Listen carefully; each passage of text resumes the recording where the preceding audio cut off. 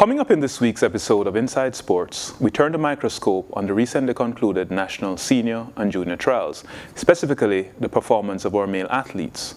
When we return, the conversation begins.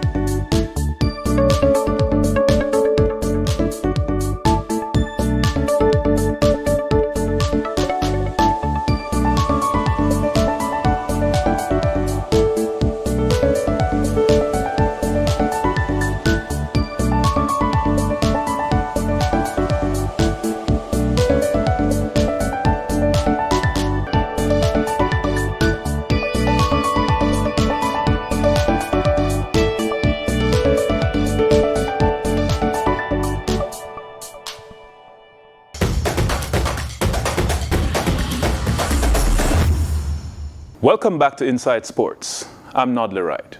With me in studio is Director of Sports at the University of Technology, Jamaica, Orville Byfield. Orville, welcome. Thank you for having me here, Mr. Wright. An interesting weekend of trials. So we're looking at the male athletes.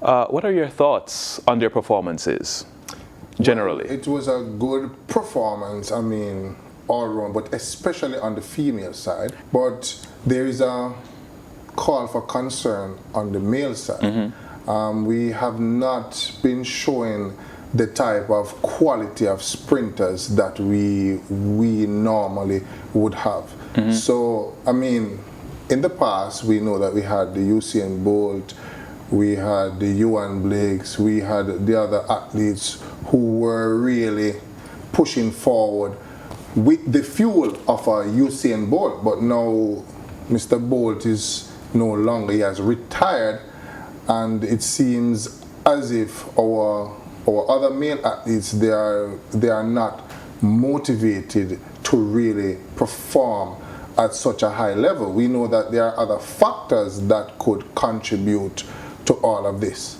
Okay, we don't have Bolt anymore, but we still have Johan Blake, young Taekwondo Tracy, and of course Oblique Seville. But why would you say there's no motivation for them to do well or to even get under 10 seconds regularly?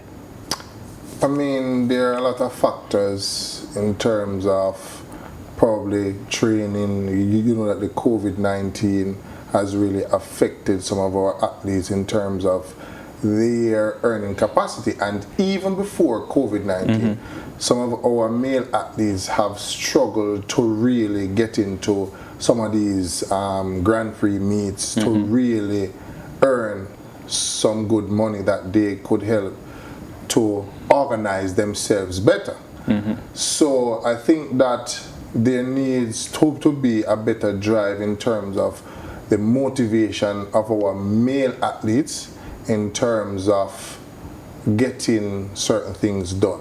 But Orville, you spoke about the effect of COVID. But wasn't COVID affecting the females much in the same way? And we have seen coming out of that exceptional times from Shericka Jackson and even more exceptional times from Shelly-Ann Fraser-Pryce. And even at some of the development meets that we had, we saw males running much slower than Shelly-Ann Fraser-Pryce. And these are men competing at the senior level. What gives? Well, we could look at it from different angles. Mm-hmm. Females tend to generally, as a coach, they tend to have to be more organized, mm-hmm. in how they approach their training. Mm-hmm. The males, they do well, but I don't think that they manage themselves well, or they even manage their wealth well. So there is something that is needed to be done.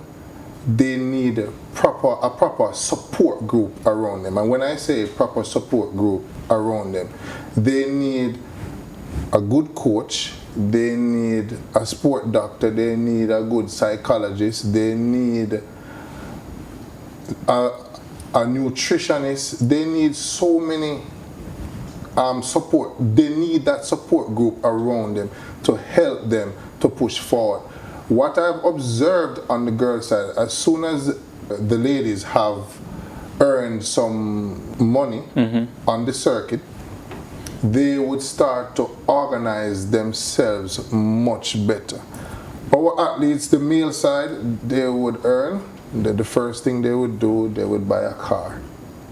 And from there, they have their friends, but they don't manage their time as well as how the females would manage their time, especially when they're being very successful in a short period of time.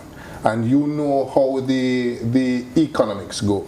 Sometimes you're up and sometimes you're down. So you have to put things in place to manage all of these. All right, we're going to come back to the management side of that in a little bit. But let's go look at the 400 meters. Not one single athlete made the qualifying time for the Olympics. We didn't see Akeem Bloomfield. I think Martin Manley had retired. What's going on with the 400 meters? Well, I think that the 400 meters, it's very hard. It's a very hard event, and there are a lot of competitors there. But what I think though is that the athletes who are running 400, they need to reassess. And the reason why I say that and do probably 100 or the 200, because when you look at Bolt, during his junior years, he normally did the 400. And then after that, he branched out in the 100 and the 200. I think that some of our sprinters, they have, I shouldn't say waste a lot of time over that area, but I think that the coaches should look at where they really lie. And not because some other persons are running that, but you should look by testing your athletes regularly in training and to see where you can convert them from a 400 meter runner to a 100 or a 200 meter runner. But we seem to have an issue, well, the opposite issue with someone like an Akeem Bloomfield, who seems naturally to be a 400 meters runner, but he has convinced himself, it appears, that he's more of a 200 meters runner, and he seems to be getting even more injuries. Is this an accurate way of looking at that? Well, I had the opportunity in working with Bloomfield in his earlier age, and I think that he's a very good 2-4 athlete, but I think that he should specialize in the 200. I think he has that kind of speed that could carry him, and he has a good 400 meter base with that. So I think that conversion would be an excellent conversion for a Bloomfield. But Bloomfield is one of our brightest prospects. So with him out of that, Christopher Taylor coming back from injury, not 100% yet, and Javon Francis, we don't see him, he seems to be injured as well. Where will the pool for our 400 meter talent be? Where will we find that? Well, as I always said, that we have a good junior program, and I don't see why we should continue to have a shortage of 400 meter runners or 100 meter runners or 200 meter, especially in the boys area. Now we need to have a proper infrastructure for our local athletes to stay home, because when they go overseas, they would be influenced to go into a double periodization where they will be competing indoors and outdoors. Now, as I said before on the last program, is that the coaches for those, for the NCAA, they would be concentrating on winning their conferences, and not exactly thinking about the country itself. So they have their own interests at heart. Interests at heart. All right, let us look at the 400 meters hurdles. Our best athlete now is Jaheel Hyde, who has run a time of 48.18, which is his personal best. Where does he measure up in the Olympics? When we're looking at Christian Warholm, I think he has a PB of what, 46.87, and Rai Benjamin out of US, 46.83. Realistically, how competitive do you expect Jaheel to be at the Olympics? Well, I've seen Jaheel Hyde grow from strength to strength. I mean, when he just left high school, there was a little struggle in getting him settled in. But at the trials, he looks very well and he looks very composed. I think that he would be in the top 4. Right, and being his second Olympics, he may have that experience behind him. Yes. Let's go now to the shorter hurdles, the sprint, the 110 hurdles for men. There were a number of surprises. Omar McLeod ran out, and Rashid Broadbell, who at one point had the 3rd best time in the world at 13.07, took medical exemption, wasn't selected. What do you make of what transpired on the day of the 110 hurdles final and the off-the-field issues? Well, I look at that race and I saw where McLeod didn't finish, but in the semifinals, he didn't get a good start in the semifinals, but I watched him run from the back and really pull through. So I don't know if he was injured or he was feeling anything at all, that he did not finish his race. Do you think there would be some level of concern around that? So I don't know if he didn't put in an exemption. We would have to wait to see what is really happening and what the J3s would decide on a situation like this. And the Broadbell? Well, we'd have to wait and see what they would decide. They've already decided. That is the first 3, Levy, Thomas, and Parchment. But remember, they probably still can call. Oh, with Lemonius as the alternate. Yes, so they still can call on persons, because if you send a medical exemption, and you know that when we are going off for the Olympic team, you have to go on the training camp. And based on how healthy you are, then we will know, and you have a certain time before you can send in your entries, yeah? We have our trials, yes, and we know who are the persons that would be selected to run. Right. But however, if during that training camp somebody gets injured, then we have to. And would it work the same in a COVID year, especially based on how Japan are operating? Do you think so? Yes. Okay. I think it would work like that. All right. One more on Omar McLeod. Naturally fast. Do you think that his decision to just run the 110 hurdles was a mistake based on how loaded the 110 field was? Though he had the 2nd fastest time in the world this year and is a defending champion from 2016. Do you think he would have had a better chance had he decided to double up and do the flat 100 meters based on the dearth and quality of that field? Well, not necessarily, because he would have had his coach and he would have had discussion, and you know that every Olympic year is a 4-year duration. So after the last Olympic Games, you would have at least a year and a half to really decide what is it that you're going to be doing, and then you have to stick to that plan and that objective that you have. So I would think that the coach would have decided that he'll be running the hurdles, but you know that with hurdles, it's an event for me that is just an unpredictable. You cannot predict what will happen over those sticks. Okay. You know, so after the sticks run, that is when I count, even at champs when I'm coaching, You know, after the hurdles, then they can really relax because you don't know what can happen over the hurdles. Many points are lost and gained there. And gained there, yes. All right. Thank you very much, Orville. We go to a quick break. When we return, the conversation continues.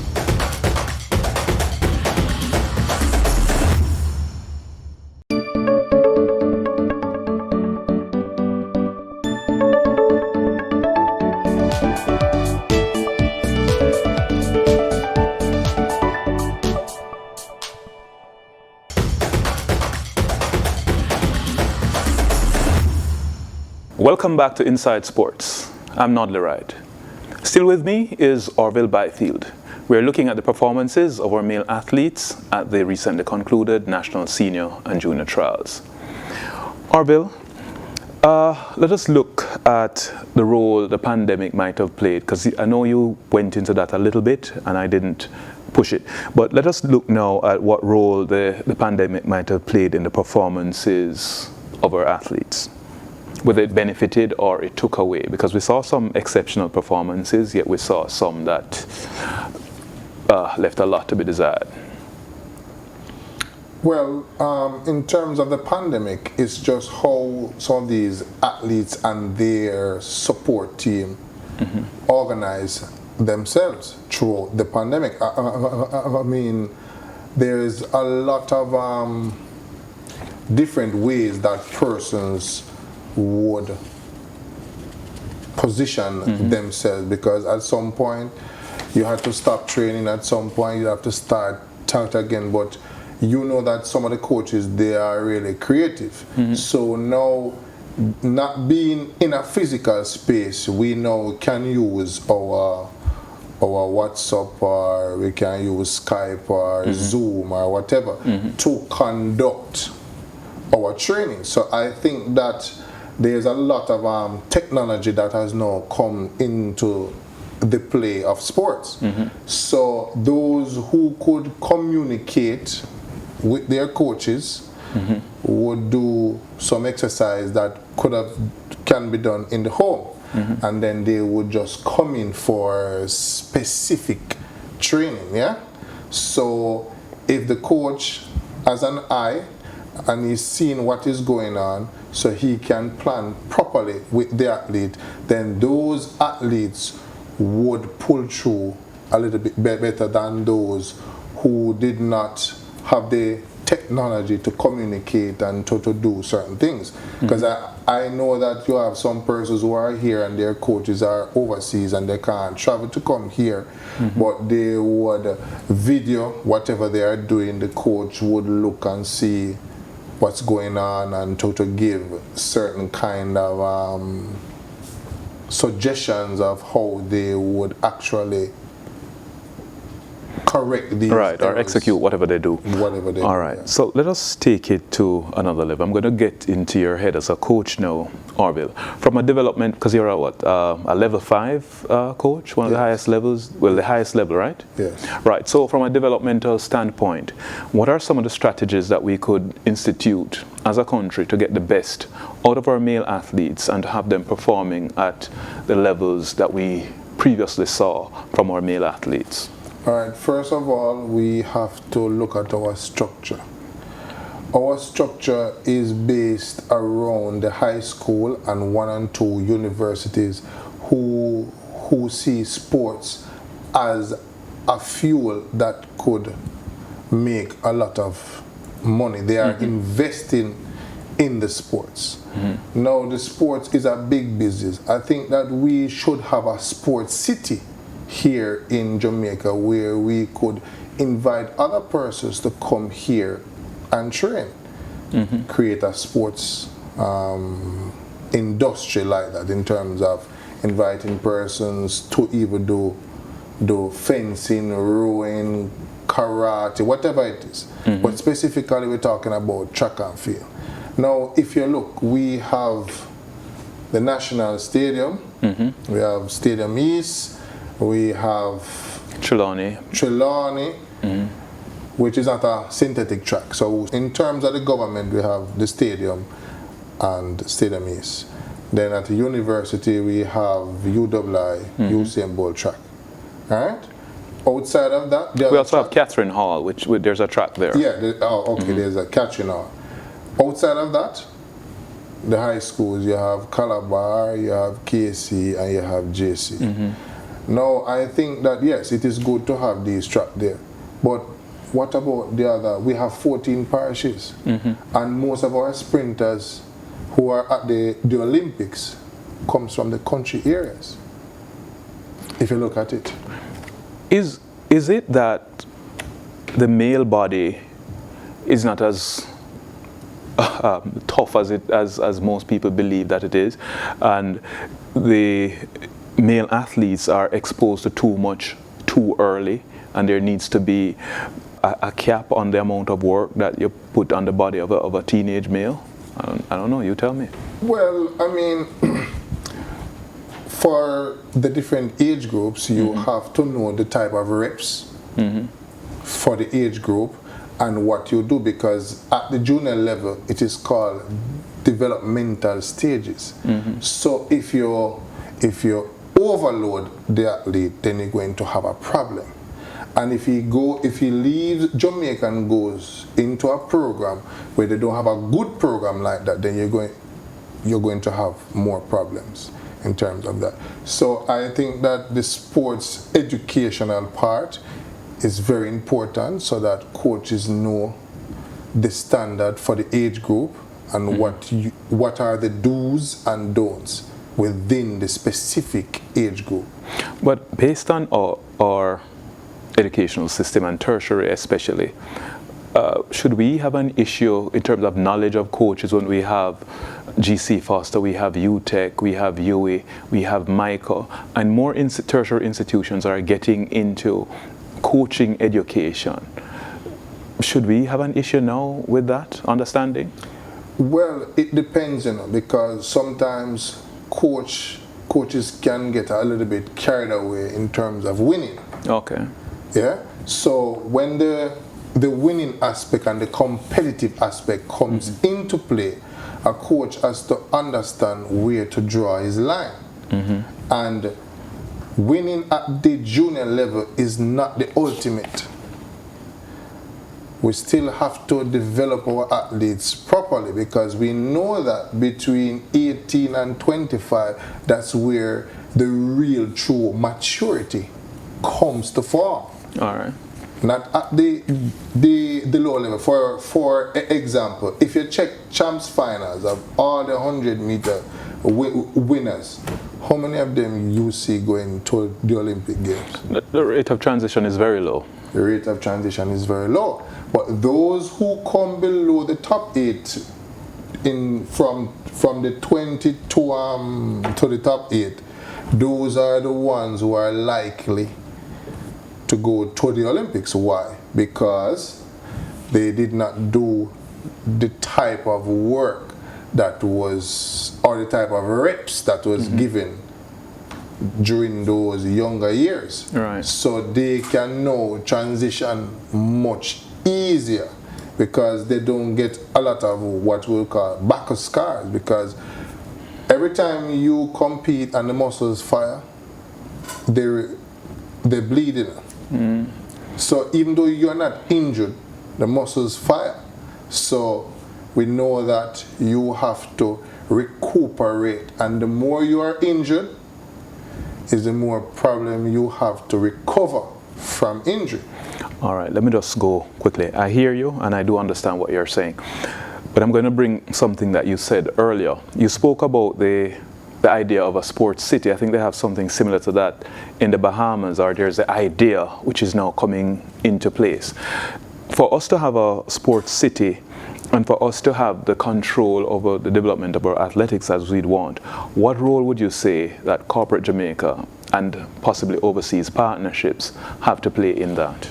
All right, so if you build a sports city, sports tourism, the amount of earnings that you could have is unimaginable, because persons would be coming here to see the product that we have here, and they would stay longer.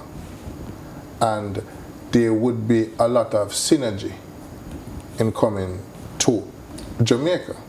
Yeah, so I think that doing that would help us to earn more money so that we can develop more infrastructure in the country areas, because a lot of those country schools, they don't have the luxury of a school in Kingston. That sounds good, but an idea just popped up into my head. With Bolt now retired, did we miss a beat by not capitalizing on the days when Usain Bolt was on top, and as an athlete he was the attraction? He'd be able to get people here. Did we lose out on that? Yes, and where we lost out is that we don't have the infrastructure to accommodate all of that at this point in time. That's how we missed out. If you look at the United States or other countries in Europe, everywhere you go, you see a Mundo track or a gym fully equipped, and nobody's even using it. But they place emphasis on putting in proper infrastructure, and once you have proper infrastructure, it means that when the right time is come, like a Usain Bolt, we would have had everything right where we wanted it. There's a popular saying, and it relates to sports, that if you build it, they will come. We didn't build it, they haven't come, but maybe there's still a chance. Yes. Well, that's all the time we have for this episode. We thank Mr. Orville Byfield, Director of Sports at the University of Technology, Jamaica. He took time out of his busy schedule to be with us, and we thank him again. I'm Nodley Wright. Thanks for watching.